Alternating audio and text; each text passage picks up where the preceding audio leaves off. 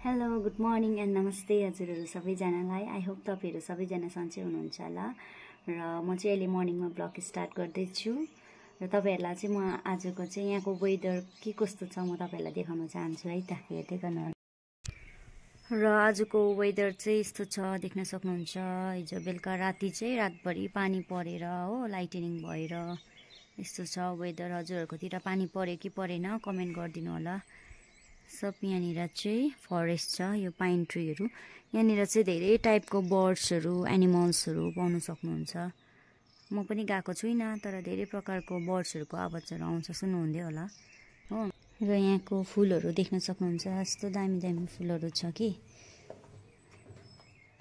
धेरै टाइप्सको फुलहरू छ। कतिको त मलाई नाम याद छैन। यहाँनिर धेरै प्रकारको यस्तो फुलहरू छ हो।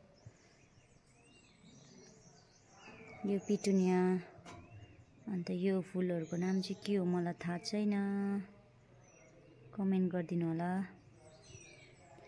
यस्तो छ, यस्तो दामी छ। अहिले त यो सबै पानीले गर्दा सबै निभिरहेको छ कि, यस्तो दामी हुन्छ कि यो फुल चाहिँ पक्रेर यसरी पक्रिन्छ कि, तर पानीले गर्दा होला सबै निभिरहेको छ यो पुरा।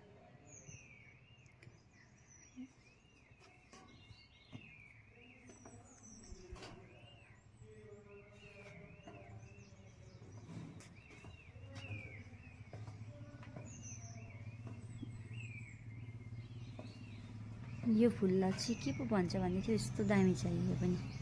यसको चाहिँ वाइट र ल्याभेन्डरमा छ। अरू पनि धेरै प्रकारको राम्रो राम्रो फुलहरू छ, म तपाईँहरूलाई देखाउने छु। तर अहिलेको लागि चाहिँ बाई बाई।